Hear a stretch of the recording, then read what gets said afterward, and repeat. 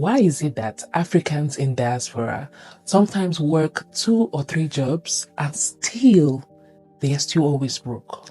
If you know that you are always hustling day in and night, and somehow your account is always empty, it doesn't show any proof of your sweat, today's video is for you. I really want us to break down the reason for this struggle. But before we dive in, make sure that you like this video and you hit that subscribe button because this video is going to be so worth it.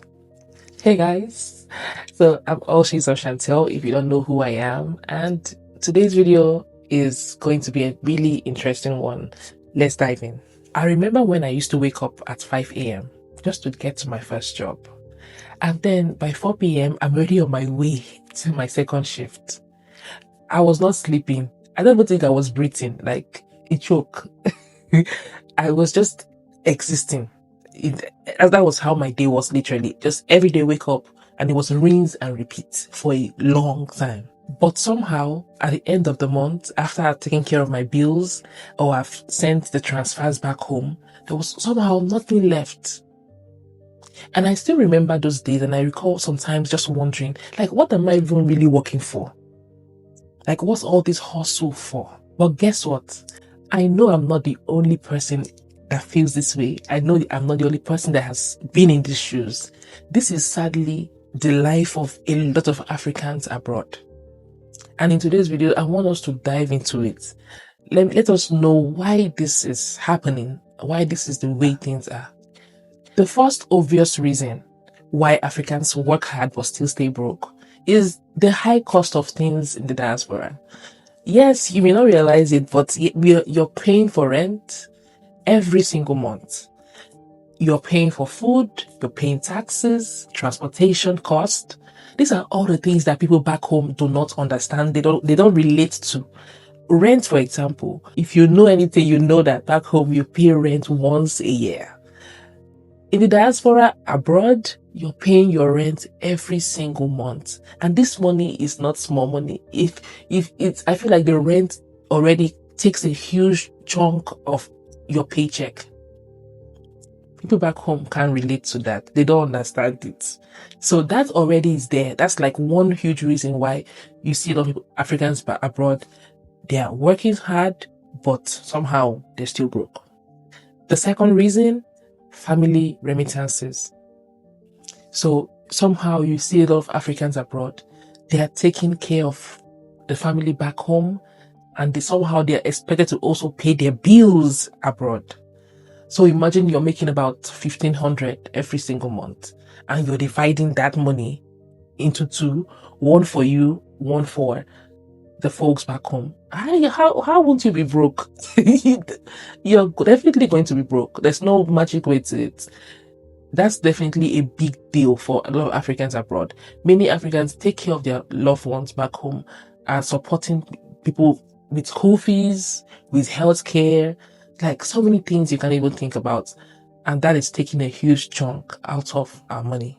The third reason, lifestyle inflation. This one, hey God, a lot of Africans come to the diaspora abroad, they are working so hard, but somehow they have to prove a point to the folks back home, like, oh, I'm now here, I'm living life, I'm doing well. So you start to inflate your lifestyle. You're buying designer outfits, you're spending money on phones every year, you're changing your phone, you're buying the latest iPhone. You know, you're living in a posh neighborhood that you know you can't afford, but aesthetics, you want to take nice pictures, you want to for the gram, you want to look good. Exactly. You're doing all these things, it's definitely going to keep you broke. The people you're doing it for, many times out of 10, they don't really understand it. And yes, they may hype you up and be like, oh, okay, my brother lives in abroad, though, he's doing well. Well, are you really doing well? Or is all just a facade?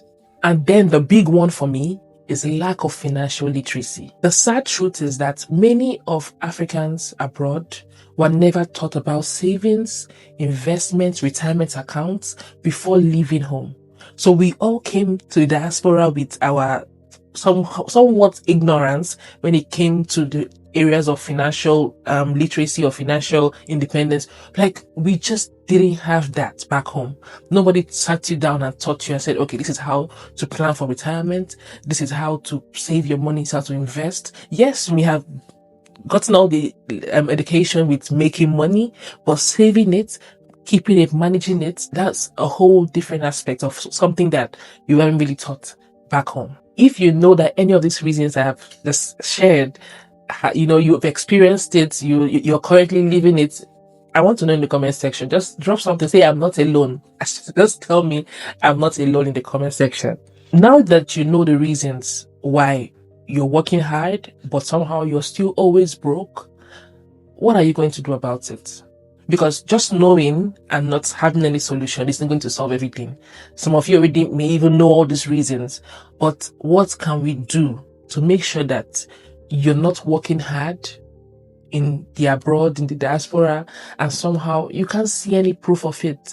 There's nothing to show for it. You've been here 10 years, 20 years, 30 years, and somehow you still feel like you just moved to the abroad last year. That's horrible. And it may not be your fault. It may be that your struggle is lack of financial literacy. It may be that your struggle is, lifestyle inflation. Whatever the reason may be, how do we go forward from here? How do we do better? Number one, track every dollar. Listen, guys, awareness is power. Do you know how many people lose money in unnecessary expenses that somehow appear as leakages? Like, you may not even realize that you're losing money through this way, but you don't know because you're not tracking your expenses. So many of you have been paying for a gym membership for 2 years, 3 years, but you've not been to that gym because all you do is work. I went there. I'm sorry.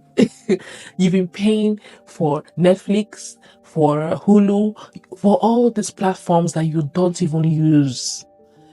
Today is a good day to cut all those expenses. Start to track your expenses. Have a form, have a book, there are apps that you can use.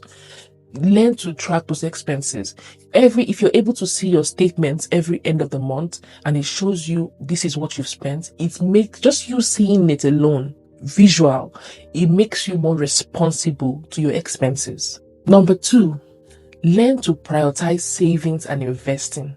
Listen, you are first. Pay yourself first before you pay anybody, before you pay your rent, before you pay IRS, before you pay any family member. Pay yourself first. Take out a percentage of your money, if it's 10%, if it's 5%, and take care of yourself. Always remember that you are paying yourself for your future. So it's not just about your now. You're thinking about 5 years from now, 10 years from now. You will not always be strong to walk and walk and walk. At some point, you're going to be tired. Let nobody lie to you. Yes, Africans are known to be hardworking, but let me tell you, at the end of the day, we are human beings with blood running through our veins. We feel, we get tired, we need rest. So save. Save like your life depends on it. Invest like your life depends on it. Get to know about retirement accounts. Get to know about your 401k at your job. Get to know about Roth IRA. All these places are going to help you. Number 3, set boundaries on giving. Oh my God, this is so important. Create a family budget and stick to it. When it's done, it's done. If you know from your paycheck all you can afford every single month to give to family, to friends that need help is 10%, then 10% it should be. Make sure that you stick to it, you are consistent with it, and you are very diligent. Do not overextend yourself. Do not exceed that budget you have given. I can tell you this. If you think that giving is something that is amazing, yes, it is. But it has to do with balance also. You have to be a balanced person. So do not just give your bread and give your seed. Your seed is what helps you to invest, to multiply, to have more bread to eat. So that is why you have to take budgeting your giving seriously. Don't give everything and then you are wondering why you're broke. The last reason is invest in yourself, skill up, learn new skills, learn new money making skills. If there's something around you that you know you can do, you can start a business, you can learn something that would increase your income, increase your earning potential, do it. Yes, it's good to spend less, it's good to save, and it's good to invest, but getting more money into your hands than your normal even gives you more leverage. It increases your leverage. It helps you to even do more than you are already doing. So here's the hard truth. Working harder would not always guarantee wealth. I can tell you that for free from personal experience. I've worked 2 jobs, 3 jobs, and it didn't really change much for me because I did not have financial literacy. What I've learned, however, in my whole journey is if you're trying to accumulate some wealth, some amount of money to help you, you need strategy. It won't always be easy, but it is a journey that you have to start taking, and you have to take it each day at a time. If today's video has given you some clarity, make sure you hit the like button, make sure you subscribe, but most importantly for me, make sure you share to someone else, another African that you know that this video can be of help to, that can help you to leave the area of being broke, to getting wealthy, to achieving your goals, your dreams. This is a journey for all of us. I'm on my wealth journey. I'm trying to get to that place of financial independence, and I don't want to go there alone. I want us to all go there together. We can do this, but we have to take it each day at a time, increase our learning potential, increase our earning potential, but most importantly, surround ourselves with the right information. Again, thank you for watching today's video. I'll see you in my next video. God bless. Bye.